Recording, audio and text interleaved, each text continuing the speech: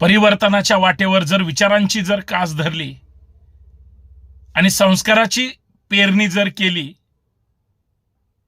तर काय उगवतं? समृद्ध विचारच जन्माला येतो. तो विचार समाजाला पुढे घेऊन जातो. समाज जागृत झाला तरच सामाजिक परिवर्तन घडतं.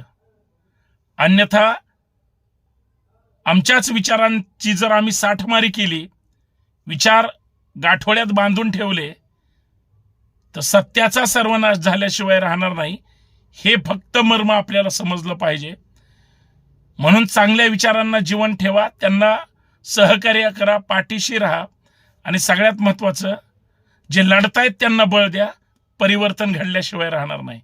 ते विचारांचं असू द्या, शरीराचं असू द्या, मनाचं असू द्या किंवा जगाचं असू द्या. परिवर्तन अटळ असतं. जय शिवराय.